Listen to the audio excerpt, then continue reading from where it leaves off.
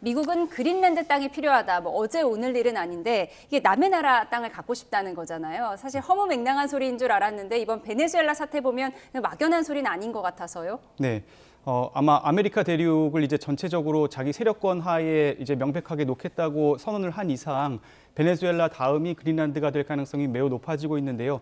국가안보의 핵심 요소라고 이전부터 얘기를 해왔기 때문에 이상할 것은 없습니다. 단지 이미 미군 기지가 거기 있고 거기서 이제 미군이 상당히 이제 중요한 미사일 경보 시스템이나 이런 걸 관리를 하고 있기 때문에 이미 영향력을 많이 가지고 있거든요. 그것에 더해서 뭐 자원이라든지 아니면 영토를 이제 쉽게 사용할 수 있는 그런 권한까지 얻고 싶다는 그런 걸로 해석할 수 있겠습니다. 네.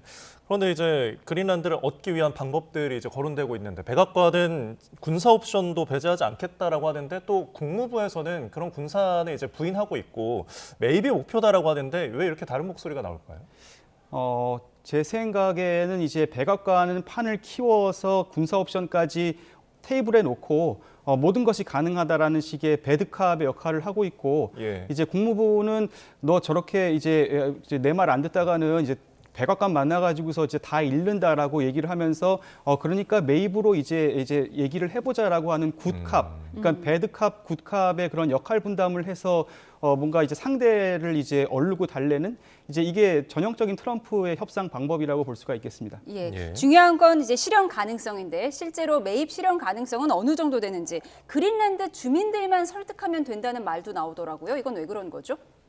예. 근데 왜냐하면 이게 그린란드가 사실 자치령이거든요. 그래서 덴마크 왕실 자치령인데 사실 자치 국민들의 의견이 중요하지 않습니까? 거기 사는 사람들 의견이 중요한데 그 반복적으로 거기에 사시는 자치 국민들은 우리는 이제 덴마크에서도 독립을 해가지고서 독립으로 나아가고 싶지 미국의 일부가 되고 싶지 않다라고 오랫동안 얘기를 해왔습니다.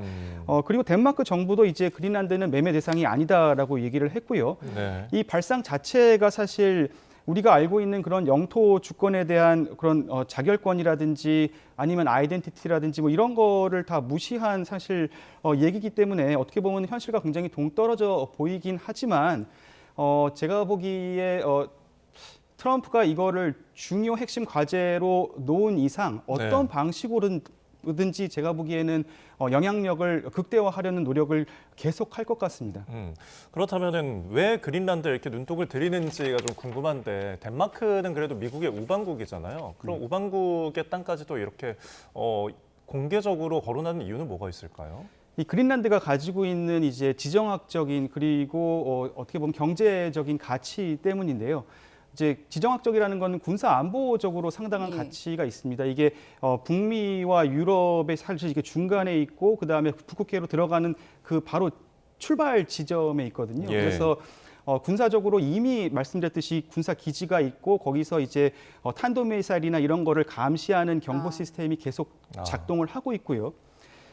그다음에 이제 온난화로 인해 가지고서 북극해가 계속 녹아가고 있지 않습니까? 그래서 뭐 2030년이 되면 절반, 뭐 2050년이 되면 거의 전부 뭐 이렇게 어떻게 보면 북극 항로가 이제 개설이 이제 생겨나게 되면 이게 어떻게 보면 물류 혁명을 일으키게 될 거라고 모든 사람들이 생각을 하고 있거든요. 그래서 수에즈 운하로 지금 대표되는 그 물류 항로가 이 북극 항로로 대체된다면 훨씬 더 경제적인 가치가 높은데 이거를 이미 지금 러시아가 상당한 정도로 선점하고 있기 때문에 러시아나 중국이 지금 그걸 다 차지하기 전에 우리가 무조건 그린란드, 우리가 아니라 미국이 무조건 그린란드를 차지해야 된다라고 트럼프가 강조를 하고 있는 것으로 보입니다. 그러니까 미국이 지정학적으로 그린란드를 갖고 싶은 이유는 알겠는데 덴마크에선 가만히 있을 수 없잖아요. 덴마크를 비롯해서 유럽 국가들이 공동 성명 내고 반발하고 있죠.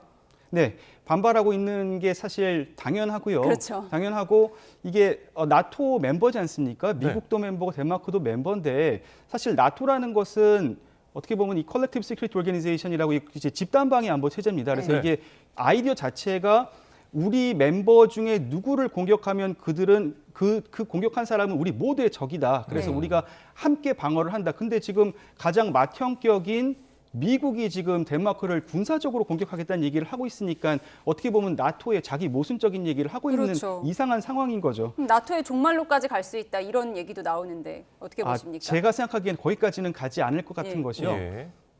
유럽이 지금 너무나 급합니다. 그래서 이게 뭐 미국이 아무리 위협을 하고 한다 하더라도 이제 이게 말로 그치건 어떤 행동으로 나타나건지 간에 그러니까 유럽이 이미 지금 러시아를 막기 위해서 미국이 너무나 필요하기 때문에 네. 제가 생각하기에는 유럽 입장에서는 미국이 저렇게 나오더라도 어느 정도 양보를 할 수밖에 없는 상황이 아닌가 그렇게 봅니다. 네.